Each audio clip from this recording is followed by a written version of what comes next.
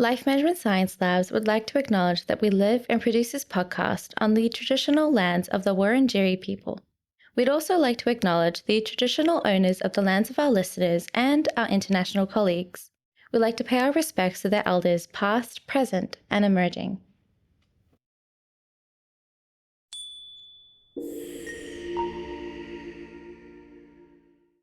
Hey everyone, and welcome to Raising Parents, the Parenting Science Insights podcast, produced by Ella Massell, the Life Management Science Labs.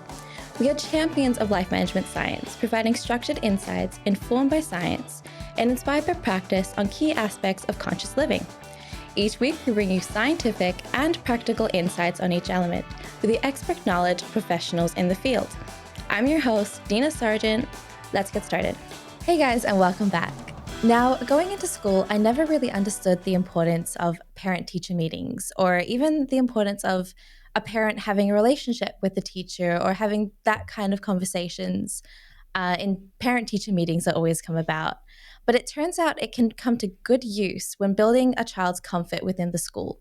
Now, I'm not saying we all start inviting our teachers over for dinner because quite frankly, that would be a little strange, but having a positive professional relationship will have a positive effect on a child. Our guest today has written on the importance of parents and teachers to get on the same page on how best to support children.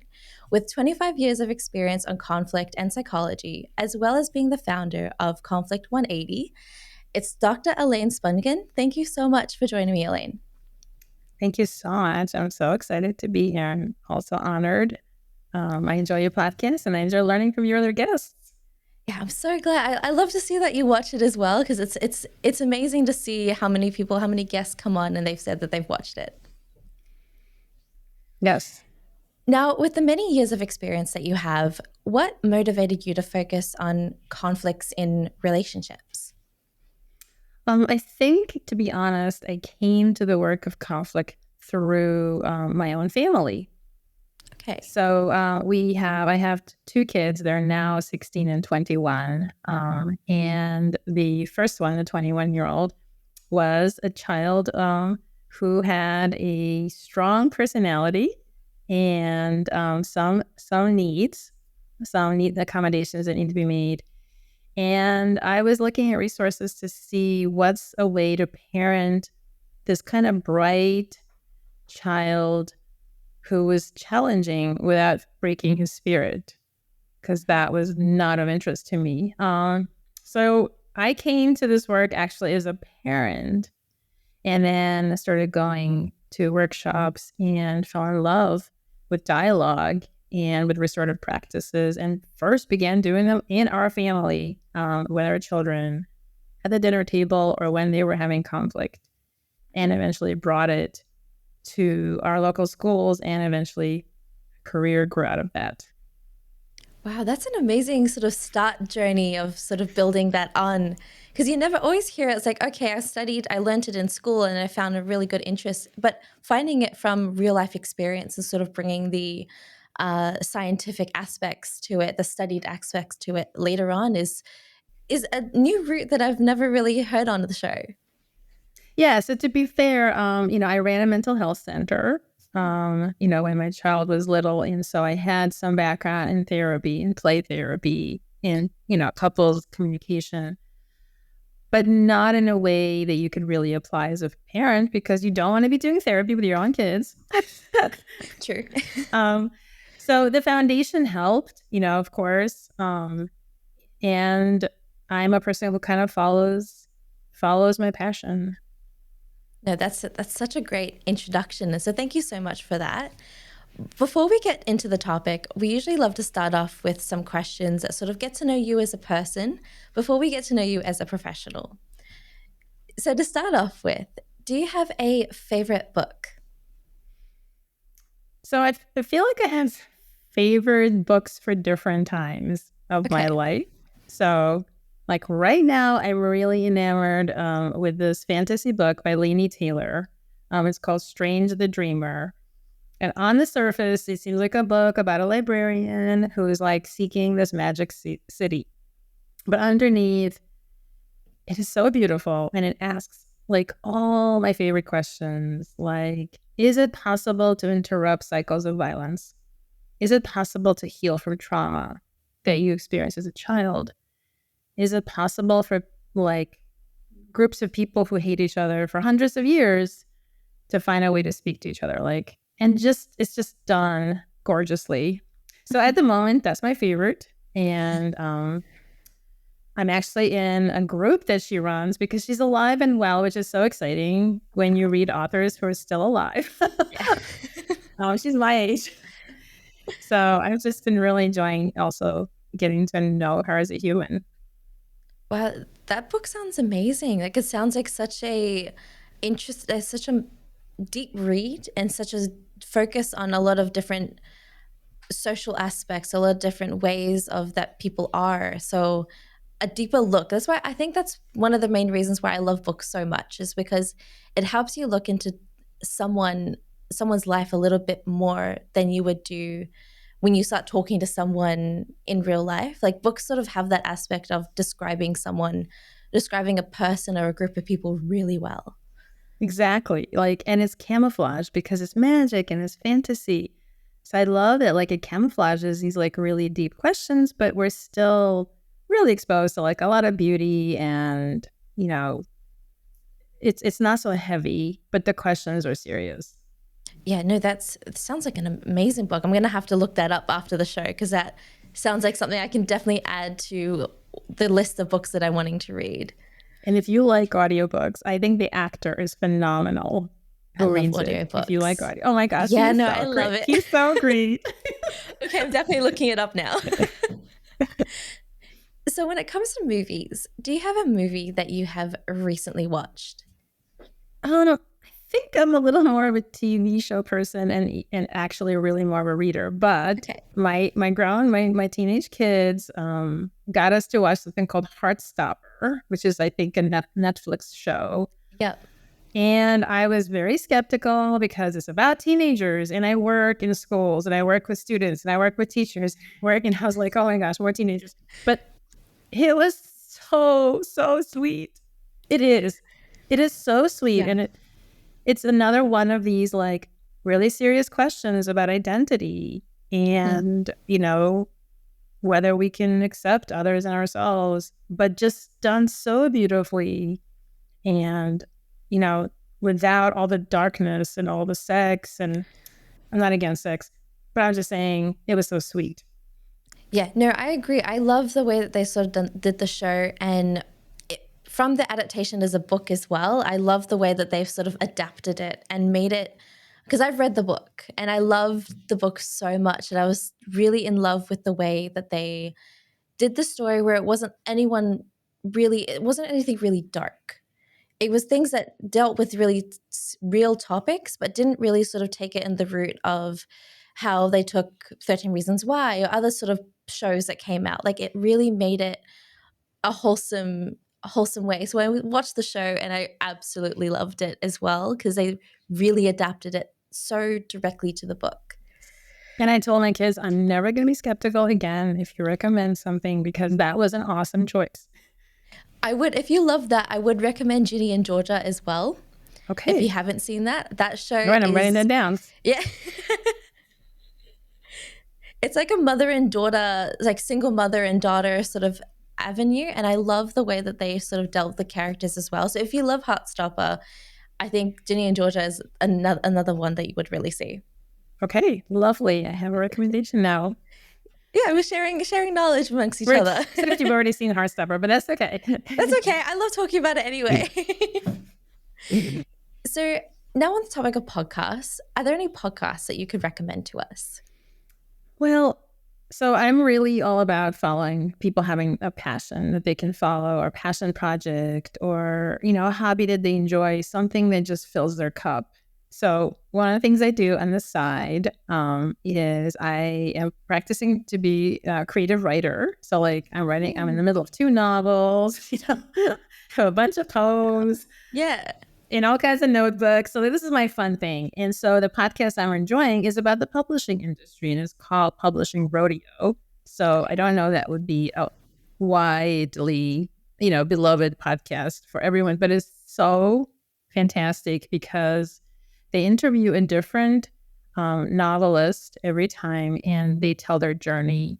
And it's like as much about persistence and perseverance as it is about creativity, because every one of these journeys, there's like dead ends and disappointments and seeming failures. And I just can't believe it. Like 6 books that were rejected. And then number 7 is like a freaking bestseller, right? So you can edit that out. No, that's fine. That's fine. totally acceptable there. So I just love, I think, like that I'm learning a little bit about the publishing industry while like seeing that it's about not giving up. It's just like you believe in yourself, even though maybe you're not seeing that validation from the world yet. Mm-hmm. So it's very growth mindset, right? Yeah, the publishing industry is such a big industry. It's because not everyone makes it. Like you said, 6 books that were rejected, and the 7th book is the one that made it through. And the amount of like you said, persistence is the key when it comes to being an author, because you're never going to get through it. You're never really going to see the amount of money that some of these authors spend as well is insane. So when your book gets through, that's when you know that you've already made it, because that amount of time is already being spent. So I love that podcast. And what was it called? Publishing Radio? It's called Publishing Rodeo. Okay. Meaning, you're like in there, like trying to rope in. Okay, well, I'm writing that down because that sounds something that I love. The interview process of a lot of so looking at the authors' viewpoints and how they got there is really interesting. It's very vulnerable. They're all very vulnerable, which is another thing I admire in others. It's just the ability to be authentic and vulnerable. That's amazing. So when it comes to role models, do you have anyone that you sort of look up to, either professionally or personally? So I think like I've sort of put together a tapestry of people I admire. So one thing is like as a parent, I have a small group of girlfriends, and we all like, I just really admire how they parent. They're all of their growing teenagers and going to college kids, and we support each other and we learn from each other and we tell each other the struggles and like, oh, what did you do then? And oh, that was a great way to handle it, and give each other empathy. So I admire them. And, I think it's mutual. And as far as like my profession, I really admire Kit Miller, who is the former director of the Gandhi Institute in New York. Okay. And again, like just a person who fights for justice, but is so warm and vulnerable and authentic, and just does it with humor and love. And also like doesn't compromise on her integrity. I think that's such an important part of being a role model, especially if people are looking up to you as well, and then you can sort of see yourself change or like see something different. So I'm glad that she hasn't really lost a lot of her integrity, sort of kept the same values that she has all the way through, because I think that's such an important part, especially if a ton of people look up to you. So yeah, no, that's such a great role model. And I think for my creative process, again, Elaine Taylor, who is the author of that book, her name is Elaine Taylor. She has a Patreon group. Oh, wow. And it's just like full of talented authors and writers and beginning people like me. And she's so vulnerable, even though she's famous and she's won all these awards and has 11 books. Like she's so sweet and vulnerable and kind. And every time somebody gets an offer, she celebrates with us. So I admire that too, like for a famous person to be so down to earth and kind and supportive, not catty. Yeah. Especially in the world where almost anyone can be famous nowadays. It's great to sort of have people that are sort of in that balance. Yeah. Exactly. So it's good to have people who are sort of balanced in the reality of it. It's the fact that it's their job. It's not anything that they've it's not a high achievement being famous in this day and age. So no, that's great. Yeah, to stay humble. Yeah, exactly. I think that's the true motto in life, is to try to stay as humble as you can. So when it comes to courses, do you have a course that you've sort of really understood and really inspired you to be the kind of pathway that you're in now? I am a lifelong learner, and I just take a lot of classes. Like I took a climbing class, I took a boxing class recently, and I learned how to backpack when I turned 49. But I think in terms of the things we're talking about, I spent I think 15 years learning from somebody who lives in Brazil. His name is Dominic Barter, and on restorative justice systems, how to make schools more restorative in classrooms, and also I brought it to our family. So, doing circles, doing dialogue, I was really inspired by that, as well as a leadership program I took in San Francisco on how to be a nonviolent leader. And that's where I met Kit Miller.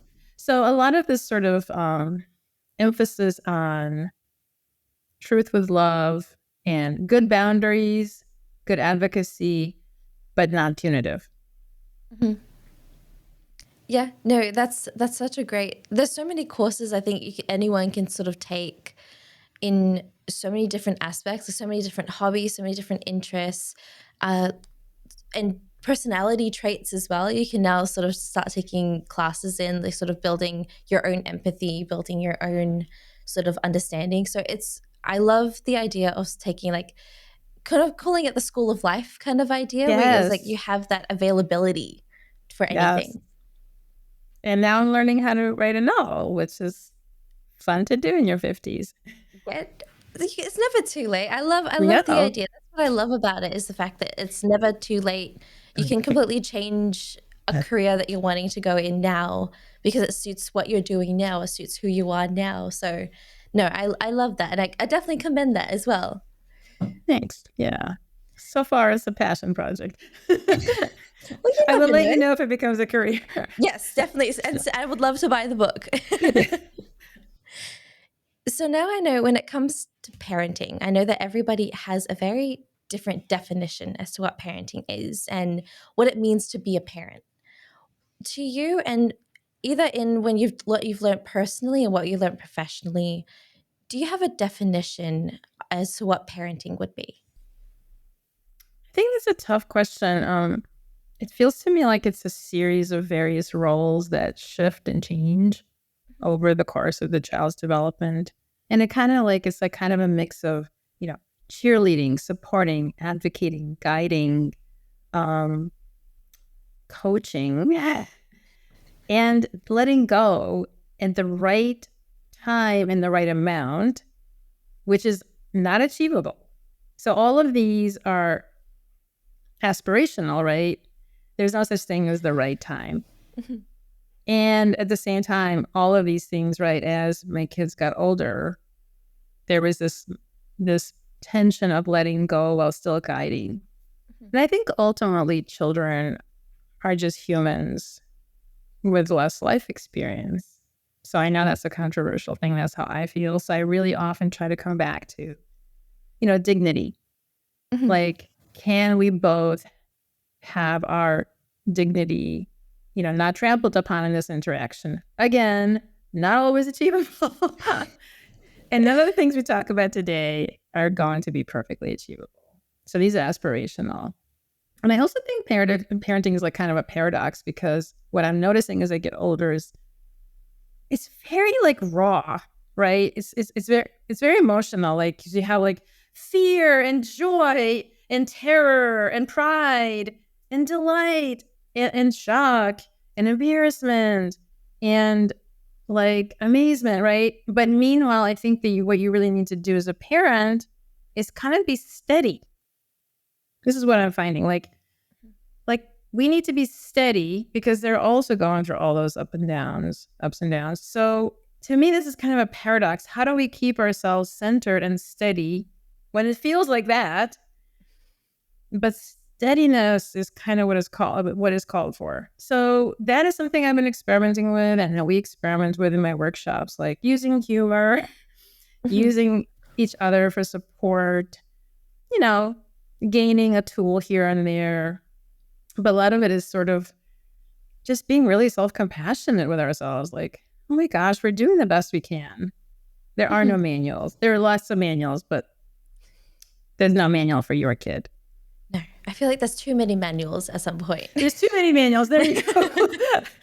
And none of them are perfect for your kid. And No, I have exactly. 2 kids and they were so different. They're so different. Yeah, no, I think I love the idea of having that stability and that security, but also the idea that, because me and my sister, I'm 25, my sister's 21, and we've only just recently, especially after COVID, we've only just recently sort of become adults and sort of recently experienced what it is to be an adult. And that was such a difficult thing for my parents to even understand, is the fact that they don't no longer need to tell me what to do or tell me this is the right way to do things, because I've learned my right way to do things, or my right way, and my right way of driving, my right way of feeling comfortable when I'm driving, rather than my dad's way of driving. So I think that's especially what parenting says, the way that you sort of describe parenting as well, sort of that aspect of all these roles sort of contradicting each other as children get older, because you want to be supportive, but you also want to guide, but you also want to let them go. Yes. So, my 16-year-old, it's different now than when she was 14, and there is more independence and more choice. And my 21-year-old still calls me sometimes, like he's living in his own apartment, and he called and said, "How do I put up a curtain rod?" Okay, great. Glad you asked. Yeah, exactly. So, or whatever, he might have a question about banking. So it's about establishing that relationship of trust. Again, not going to be ideal, the best that we can, so that the channel is open and we can still continue to guide and coach. So with that sort of definition of parenting, what would your advice be to a lot of expectant parents who are sort of going in that transition to being a parent? Yeah. So to be honest, this is going to sound possibly like, oh my gosh, this is a cliche, but I really believe the most important thing is to not forget yourself as a human. The child is going to pull all this amazing stuff from you. I don't doubt it. Right? They're going to pull love and care and advocacy. But you and whoever you're co-parenting with, whether that's an official, spouse, or that's your mother, or that's a girlfriend, or a group of other parents, to keep those relationships alive and well. And this is so much easier said than done, because there's sleep deprivation. There are going to be feeding complications. There could be health stuff. Our son was sick his first entire year of life. He spent almost the first entire year in the hospital. And yet, I wish somebody had said, don't forget to take 15 minutes and just watch a movie with your spouse. Don't forget to occasionally, and we were okay. We're still married 25 years later. But there's such a strong pull to just give everything to the children and neglect yourself and neglect whoever you're co-parenting with, or do it alone. So that's a lot of words, and I don't know what the great summary that would be. Like, don't forget yourself. Don't forget yourself. Not just because you'll be a better parent, but because you're worth it. You're not just a carrot in somebody's garden. You have your own light to shine in the world. It's not just because self-care will make you a better person. You deserve time and love and passion projects and care and support. No, that's such great advice. I think expectant parents, I know a lot of my friends who have really young kids, they sort of went through that phase of they never took their eye off the kid. If they're going to hang out with a group of us, the kid is always there. It's not like I'm going to trust my spouse, I'm going to trust my partner with the child for a few hours. It's like, no, they have to be there. We have to find a cafe that is kid friendly, that is going to allow kids that to hang out inside. And so that's a huge thing that she had to sort of learn as well, sort of understand that this child isn't an extension of her. It's a separate person to her that she doesn't have to have on her hip every 5 seconds. And like I said, I can understand the fact that there is such attachment to the child, and I think she learnt that as well. She learnt that there is a lot of, but like that's the process. That's the process of sort of going through that. Yes, it's sort of like it's like a new. It's like I think my friend sort of described it as a new handbag that sort of you're in love with for like the first 3 weeks that you have it, and then it sort of settles down a little bit more.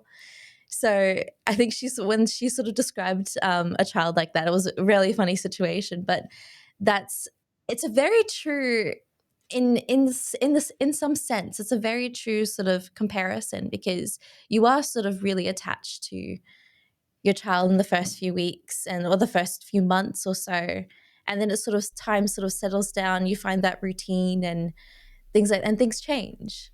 Yes.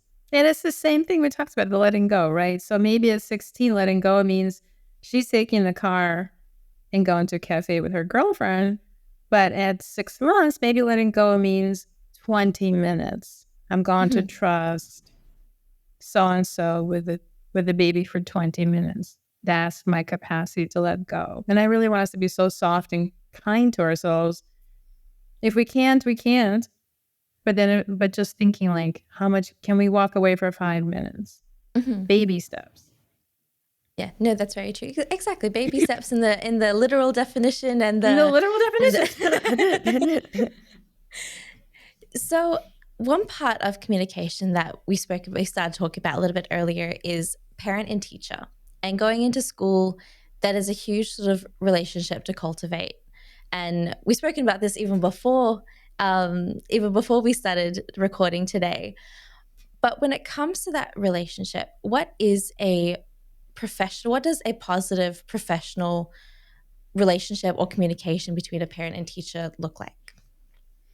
So, the research is very robust that if you can have a collaborative relationship between yourself and your child's school, whatever that might mean their teacher, that might mean volunteering in the PTA, that might mean, actually could mean really being involved at the home front with the school stuff. There's lots of ways to be collaborative. And the extent to which we can create this collaborative relationship with the school, kids have much better outcomes in school overall. So they're going to have more completion in their homework assignment. They're going to have less acting out or externalizing behavior. They actually have, over time, better social skills. They actually wind up getting more compliments and validation. And I think it's because the parent and the school start to become aligned as to like what is wanted. And sometimes that alignment, it goes the other way. Like sometimes you develop a relationship and you can say, this really works with Timmy at home. And if you're lucky and if it works out, that teacher might take that into consideration. So it's not always that the school is training you. And it's not even about training.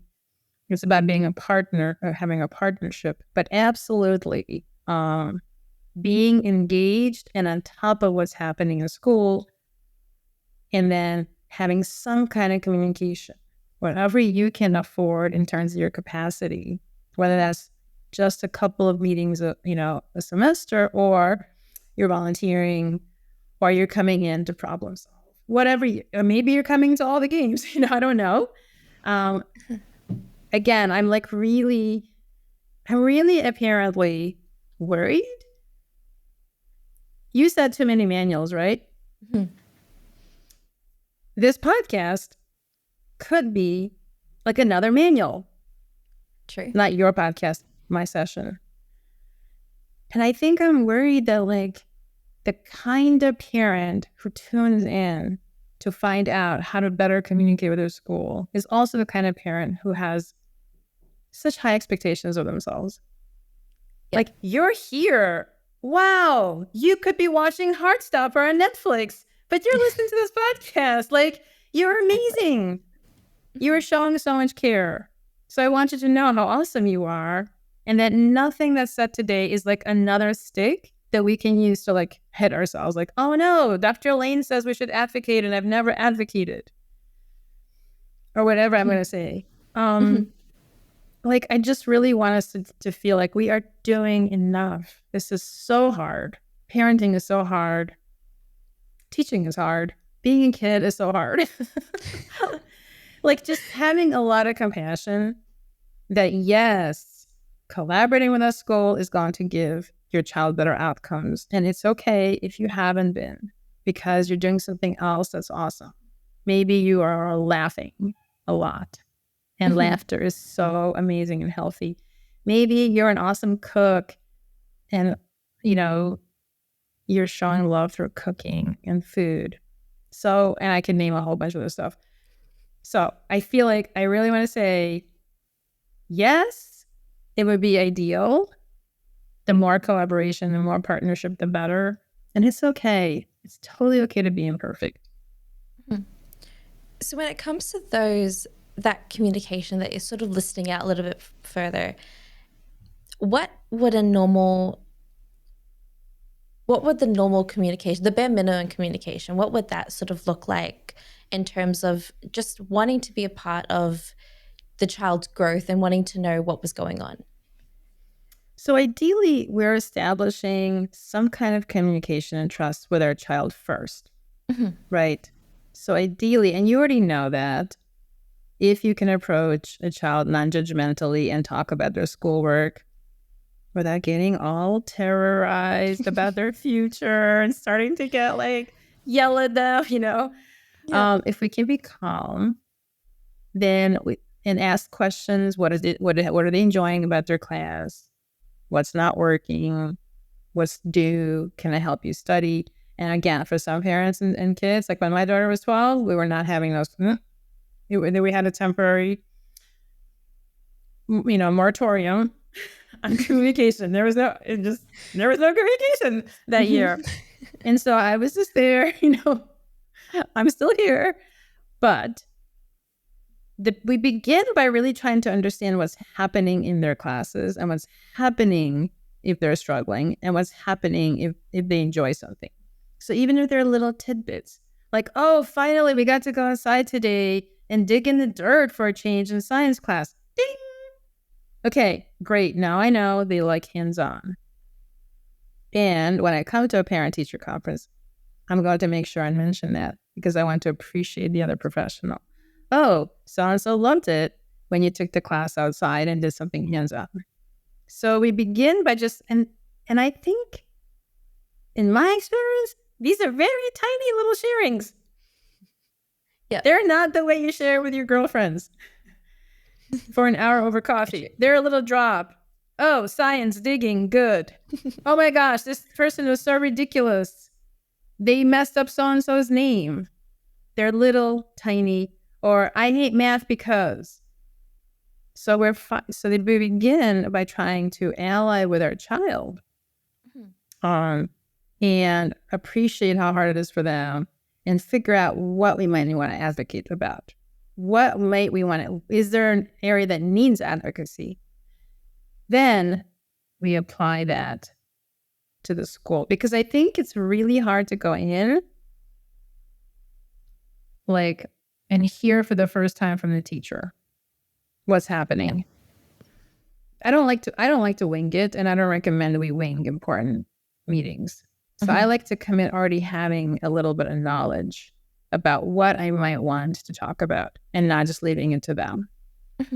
No, that's very true. And I think, so basically when it comes to the little things that the child sort of flicks here and there, for example, they like hands-on. So is the child's feedback sort of important for your evaluation for the teacher as well, to sort of say, okay, this is what you did really well, and this is what I definitely think that he enjoyed, that I think other kids really enjoyed as well. So is that sort of where it's sort of, I guess, guiding and very helpful for the teacher as well, to sort of receive that feedback from a parent of what the child really likes and what the child remembers throughout the day, when so many other activities sort of come on throughout the day as well. Exactly. I mean, so I use these 4 A's to help people sometimes remember what I'm talking about here. And if you don't like alliteration, that's fine. But the first A is to ally, right? We want to approach this not as an adversarial relationship with our child or our teacher, or our school, but as a partnership. So we're coming in as allies, and we're going to assume that they want the best. The second A is appreciation. This is what you just said, right? Mm-hmm. It's not to butter people up. It's because I see you. I see you as a professional. I see the good work you're doing. And yes, it's also feedback. Do more of this, less of the worksheets or whatever, The third A is align. If possible, you want to align your goals for your child with the educator, mm-hmm. in line with the child's capacity, with the family's capacity, right? So this is where you need to know if they're terribly shy and they're introvert and they're constantly being called upon. It's not aligning their learning goals with their capacity. Let's ease them into it. Whatever the case might be, even if it's ADHD or the special needs, but it doesn't have to be. One of my kids was the quiet person who always got A's, but I wanted them to be challenged a little bit more. I feel like their writing wasn't being challenged. This is aligning the expectations with the capacity of the child to bring them up, right? Mm-hmm. It's not always to lower them. I spent an entire parent-teacher conference day begging teachers to challenge my child. Please make her enter art contests. Please give her a more difficult book to read. So A, right, ally, appreciate, align. And then the last thing is advocate.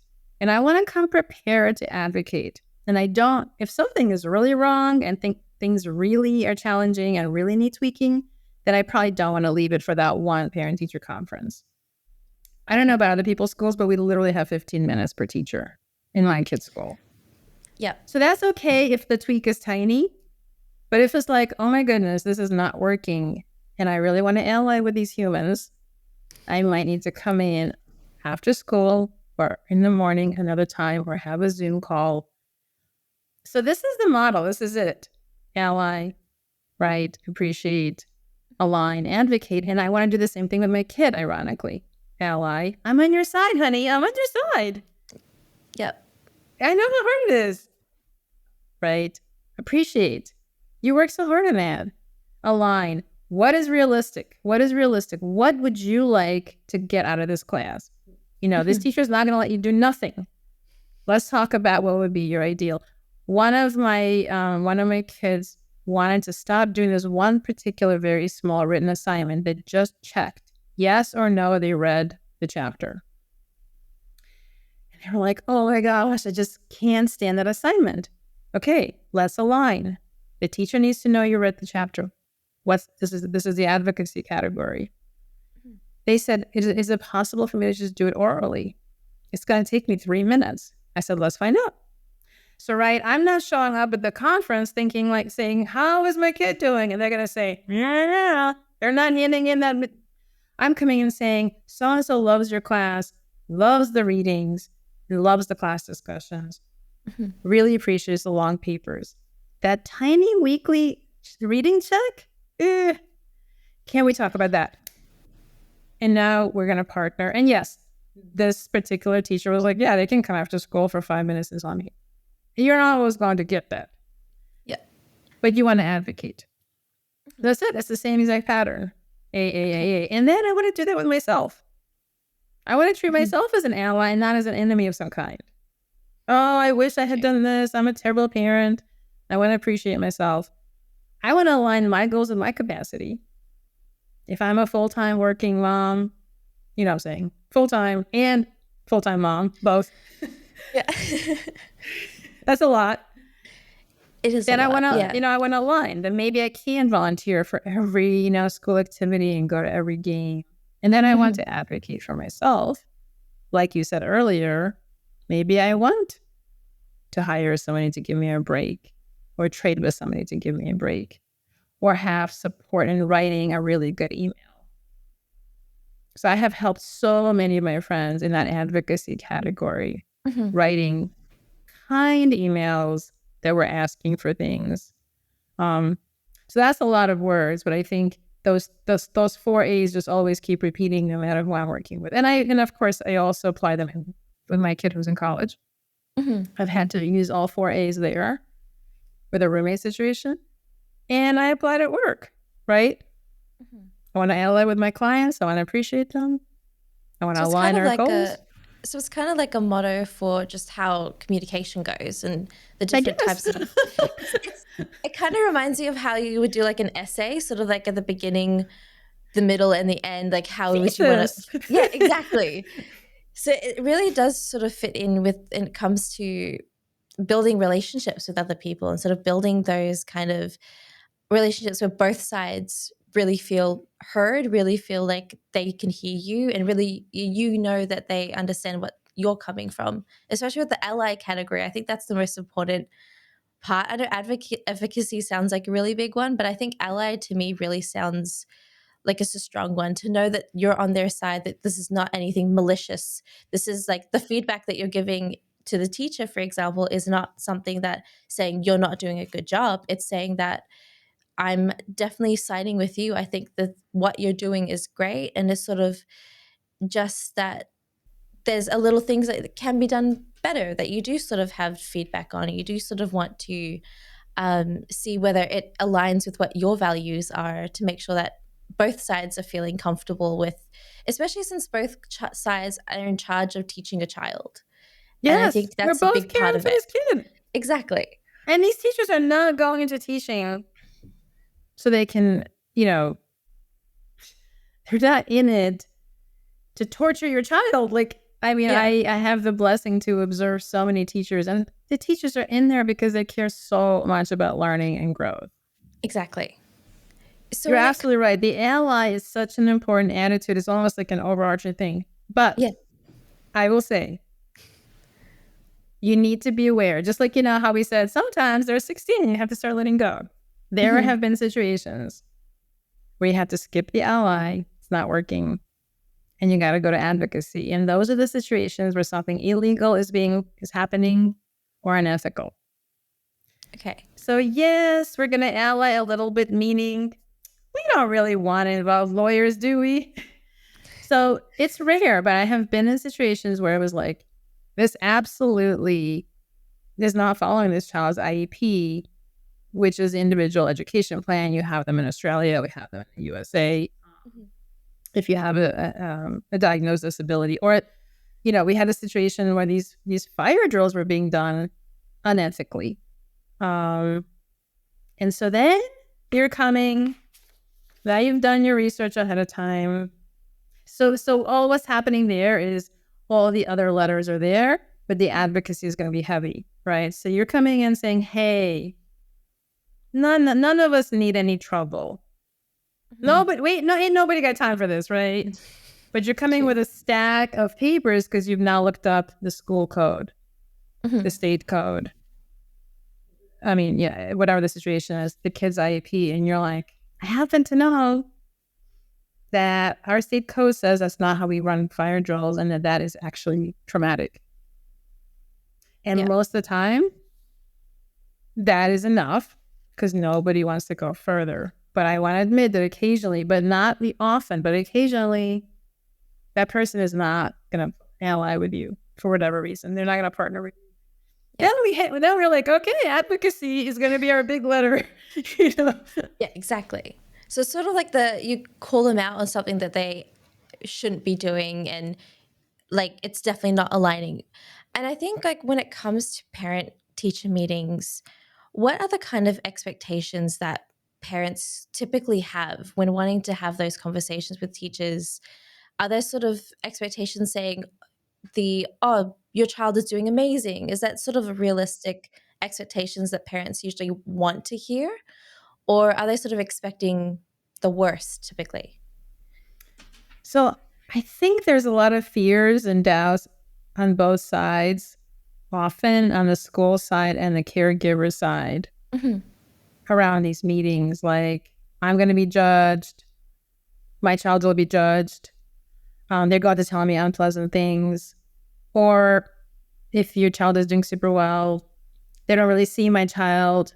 Like, there is some research to say that the really good kids are sometimes not noticed. And you can even miss depression or bullying in these cases.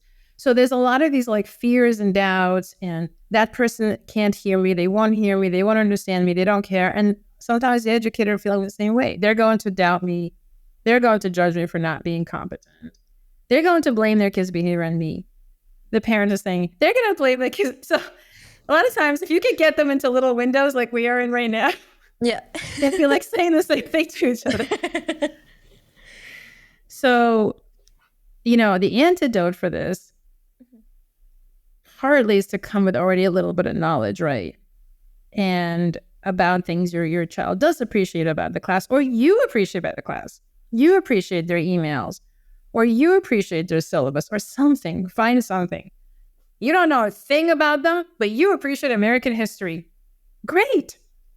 Mm-hmm. You don't know a thing about them, but you're a reader and it's an English class, and just you can come in and say, I love books. I'm so glad my child is being exposed to books. And again, it's not buttering up. It's everybody wants to know that their job matters and that you were seeing them a little bit. So ideally, when I came in, my one kid, there were always challenges I always had to advocate my whole life. From the beginning, since he was little, every single parent-teacher conference, I had to advocate. But I was kind and I was polite. And I was trying, and it was like, listen, we're both here to help this kid grow and learn. And oftentimes I was trying to convince them that he wasn't being defiant. Mm-hmm. He's not being defiant. He's struggling. So there's a thing I was also doing called translating, which it doesn't have an A. So it's very inconvenient. Can you come up with an A for me? I'll try to think of one. Okay, here the podcast, we're going to get this. Yeah. But the translating goes under advocacy, but I'll be translating his needs into the growth goals, that this educator had, because we all have the same underlying human needs: growth, respect, dignity, productivity, competence, efficiency, effectiveness, fun, play, choice, autonomy. These are understood as underlying human needs. And they are like a common language, like music or food or sports, that if you are not agreeing with somebody, you can use. So I spent a lot of time translating what was happening into an underlying human need. Oh, she's wanting more choice for her group partner because she's such an introvert, not because she's being defiant. Yeah. No, that's a big part. I think because growing up as well, my mom did a lot of advocacy for me. Because it wasn't that I didn't pay attention, is that I had other focuses. Like, I was on a social focus. So I focused on friends. School wasn't such a big thing for me. I was like, school is just me hanging out with friends throughout the day. And that was pretty much a lot of the time. And there was one teacher in particular when we had a parent-teacher meeting that always sticks with me to this day, that he went ahead and said, I think it was like the middle of the second term, so it was early in the year, and he said that I'll never be more than a C student. So no, it was strange because I didn't feel connected to it. I didn't feel connected to the words he said until my mom heard that. And she went ballistic. She was like, why do you say that she'll never be a C student? You're the one. And it was funny because the way that he was teaching is that he'd spend an hour teaching us each subject. And then he'd spend about 3 hours of that time us on the football pitch playing cricket. So he takes us to cricket quite often. And this was his first year of teaching as well. So I think he tried one approach to teaching that just didn't work.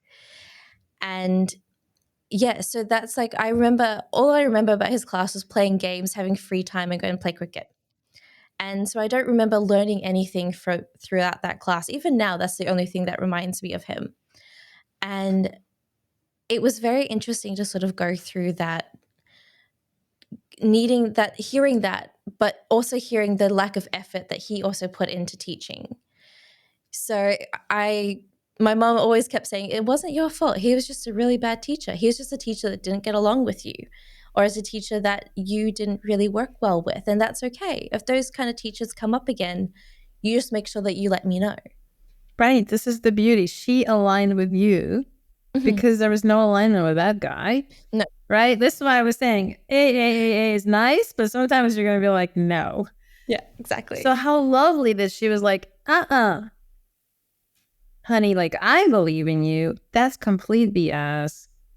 He's never going to be more than a C teacher. No, that's not nice. Well, right now he's a C teacher, Yeah. So because we don't want to we don't want to fall into that trap of because they're an educator, they're always right, or because they're an educator, they're always wrong. Exactly.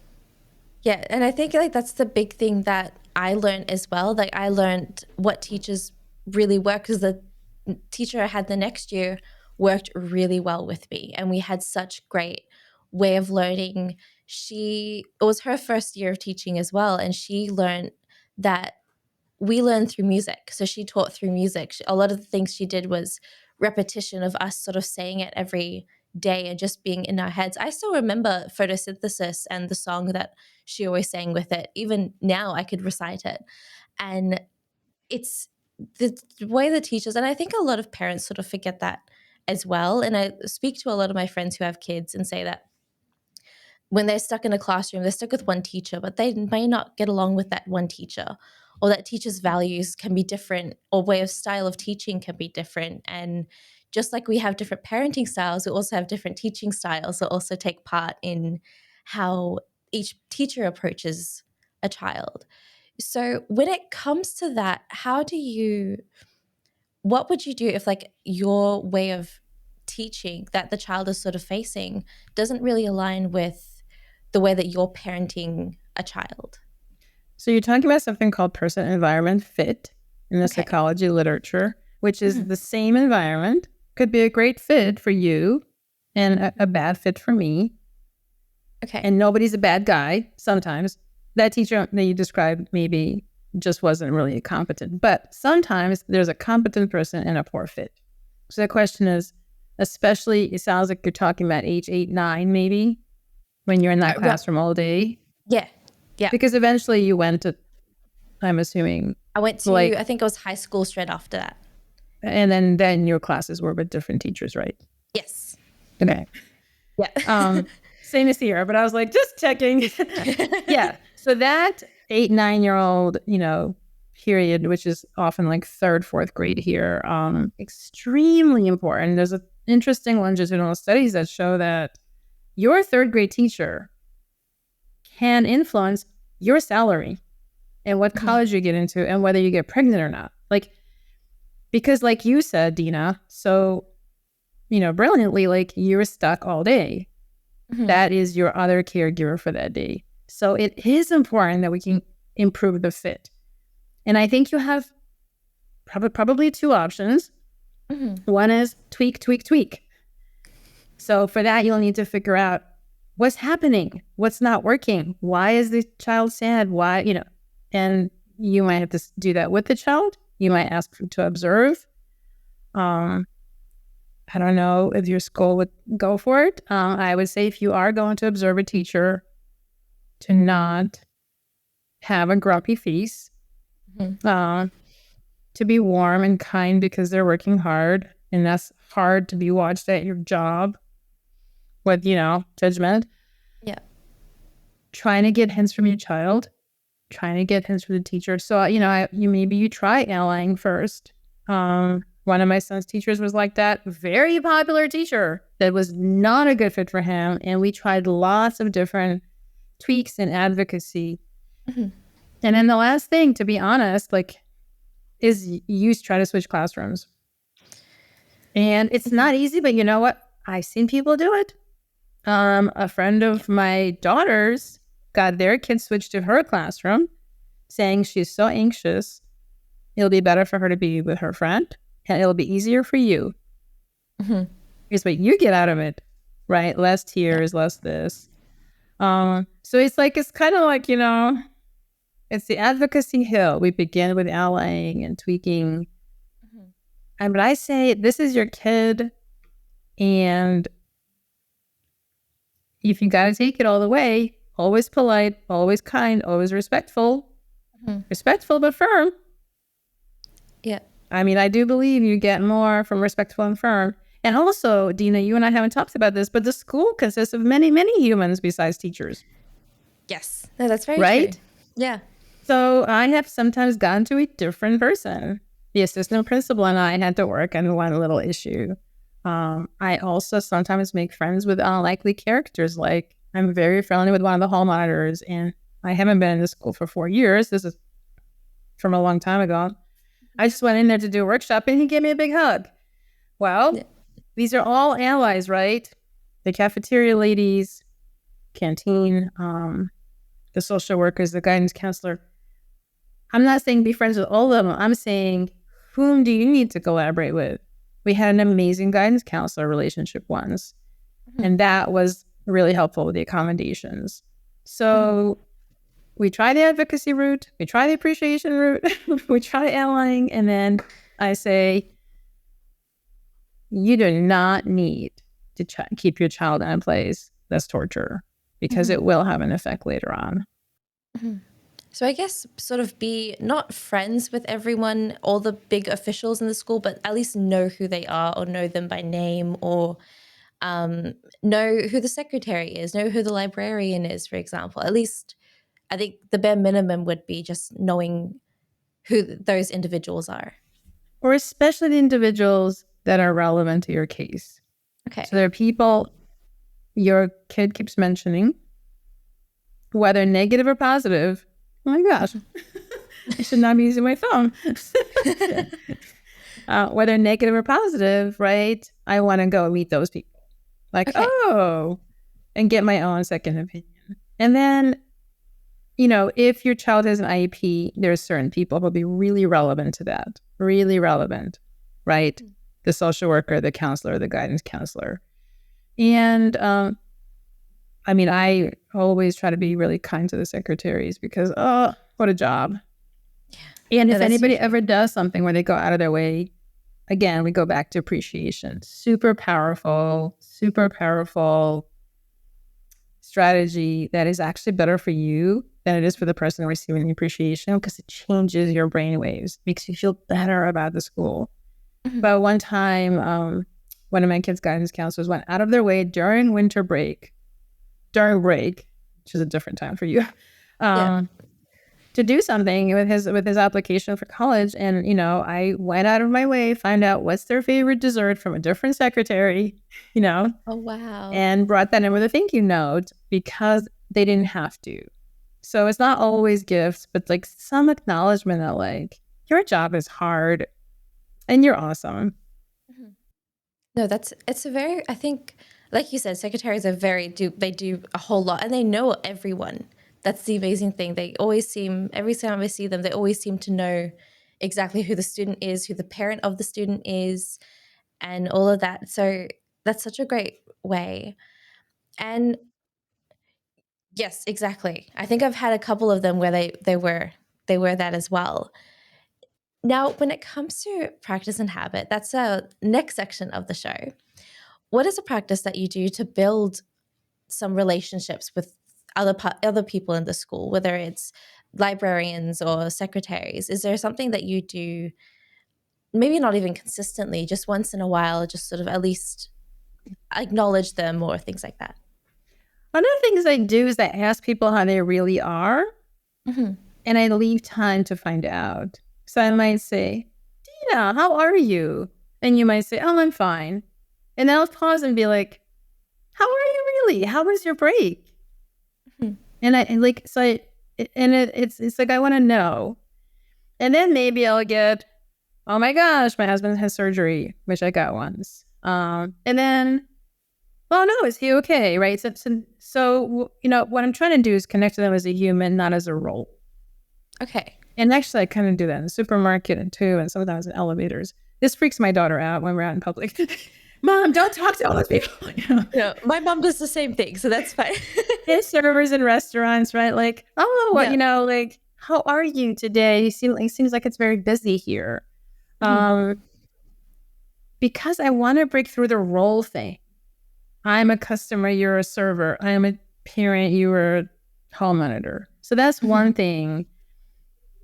And then the appreciation, like there's lots of fantastic, resilience and practices. I like gratitude. I start my morning with a gratitude list. I exchange gratitudes with friends.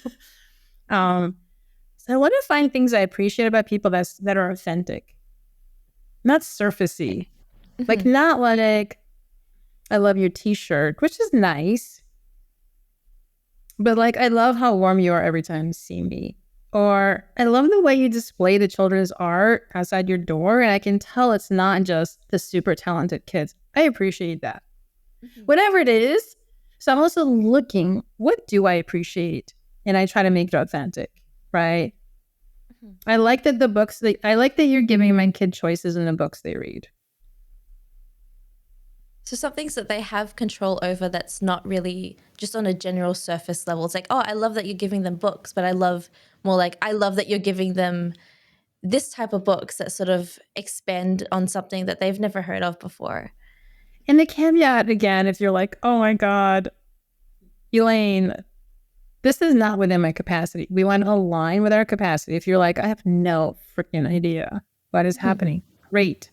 That's okay. Then you can just connect on, hey, is that your baby on the wall? Or, oh my gosh, I have a dog too. Like, it's okay. It's okay. It's okay if you come unprepared. It's totally okay. The most important thing is in your heart that you're coming and not judging this person as your adversary. They're not most of the time. Even the guy you described was not your adversary. A little clueless. So I want to approach people as though we're in this together. We both want the best for my kid. And there's a misunderstanding. There were a lot of misunderstandings about my child. That he was defiant or he didn't care. And I would be like, actually, he talks about your class and he does care. And he does have trouble with the talking. I admit it. I'm sure it's hard for you. Empathy for their job. So it's just two things, right? Connect as humans, appreciation, but not fake appreciation. So it's a lot like sort of connecting with them in a sense that, okay, making them know that you acknowledge their job is difficult. Because I think we forget, when they're dealing with our kids specifically, we forget they're dealing with 20 other kids at the same time and 20 times 2 or sometimes times 1 different kinds of parents as well. And so many different areas that sort of come in. I think especially teachers, and especially from what I know, a couple of friends who are teachers, they're looked on so easily by the principal, by the head of the coordinator, by parents, by other students, by the friends of their parents, all of those people that are sort of looking at them and observing their class in an indirect sense. So I think the appreciation thing is a big part of it, because I think that allows them to feel that they're doing good, because a lot of teachers, they do choose this role because they do want to inspire other kids. A lot of them they choose because they have that want to sort of be a role model for kids, or they want to help children. They do it for the good reason. So I think we forget that a lot of the time, when I think especially if our values don't align with theirs, there's some conflict very easily there. Yes. And, I like the way you're saying their job is hard. I think parenting is hard. Actually, many teachers are also parents. Being an administrator is hard. I've spent, 12 years having the privilege of being able to observe in schools and work with teachers. It's all hard. It's all amazing too, right? Just like parenting is both hard and amazing. And we just want to come in like not so adversarial, right? It's okay. We want to partner with them. And actually teachers would love for you to partner. They would love a parent who's interested in partnering and who has some tips for them. This works with Joey at home. Or actually, can they do this orally instead of, can they do this PowerPoint instead of a report? Many teachers I work with are like, let's try. Because you are making their life easier. and you're offering them what they want, which is for your kid to grow and learn. Mm-hmm. They're in it for the growth and learning. Yeah. I think we forget that as well, especially when they're creating the lesson plans every single session, and the amount of times that they sat there trying to think of what activities. Like if a parent comes and suggests an activity, then of course they're going to go ahead and try it because it's one less thing they have to try to think about how they're going to teach kids who have 30 different ways of learning. Yes. Or like you said earlier, oh, you giving them a hint. My kid likes hands-on. Maybe they'll start doing that on Fridays.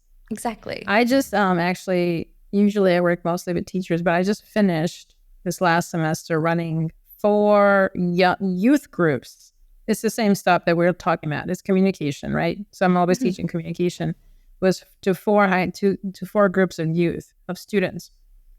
And let me tell you, on that day, because some of my kids teachers have 5 classes, right? I had 3 one day. Oh my God. I would come home just spent like I was like, oh my gosh, I am not cooking dinner. Like I was so much in awe with somebody who was prepping as I was and like working with kids many periods in a row. It's a lot of energy. You have to engage. Yeah. And track. And yeah, exactly. Just a lot. It's a lot. Yeah, no, and I think definitely I'll show appreciation for both parents and teachers and all educators for sort of going through that and dealing with that. And so the next section we have is the open mic section of the show. This sort of gets you to talk about something that you're passionate about, or something that you want to promote on our show as well. It could be your own website, it could be your own business, it could be a new book that you're wanting to write, anything. So in the last minute or so, I'd love to give the floor and just share what's on your mind. I love nature. I love backpacking and hiking. I've been backpacking to a number of national parks, and I love creative writing that's on the side. So my new idea is to combine those by applying to artist residencies in national parks. So Wow. You see what I'm saying? I send in samples of my writing, and then you get to stay in a little cabin for free in the national park, and you write, and then you promote the national park. So this is my new goal, to combine my 2 passions. That's such a great way of enjoying nature and also advocating for a park that does need to be advocated for and to keep it there as well. I think national parks are huge. So no, that's an amazing goal to be able to do. Apparently, so give me a few years. Give me 3 years. And then we'll get there. Well, hopefully we'll be hoping that you do that then. So now, if listeners want to find out a little bit more about you, is there a place that they're able to go to? So my website is conflict180.com. 180 meaning we turn the conflict around. Okay. No, I love that. I got that the minute that I that I read it as well. So that's perfect. So people ask, why not 360? That's just going back to where you started. Exactly. I'm like, that is what you can do without my help. You can do that on your own. So I'll have those down in the link below for everyone to access them easily. And that has all your information and all other things, that other guidebooks as well, that sort of you would post up there as well. Yes, it has free tools. It has links to my blog, which is on Psychology Today, which you can go to also. It has these kind of communication. It is how you found me, sort of through a blog post. It has free tools that you can download. A lot of those are for educators, but some are for parents. And it has articles, research articles. Oh, perfect. Well, I'll definitely have that down in the link below. Thank you so much, Elaine, for coming on the show today and for sharing a lot of tips about parent-teacher meetings and conflict and how to sort of resolve a lot of the situations that sort of come up in a child's life, especially when you have 2 completely different educators sort of coming on and trying to come together and inspire a child. Yes. Thank you. You were such a delight. And I could tell that you were parented amazingly, or it was an amazing partnership that you had with your parents. Yes, it really was. Well, yeah, I hope you guys learned as much as I did when it comes to parent and teacher conflict and parent-teacher communication and the importance of that. I'll see you all in the next episode. You've been listening to Raising Parents, the Parenting Science Insights podcast, produced by the Parenting Science Labs, a division of LMSL, the Life Management Science Labs. More episodes are available from 10 life management perspectives and can be found by searching LMSL on Apple Podcasts, Google Podcasts, Spotify, and other podcasting apps available on your devices. If you enjoyed this episode, please consider rating our show, sharing it, and subscribing to our channel, as it helps other people find it so that we can grow and bring you more quality resources. More of our work can be found on our website at pa.lmsl.net, where you can join our movement. I'm Dina Sargeant. Thanks for tuning in.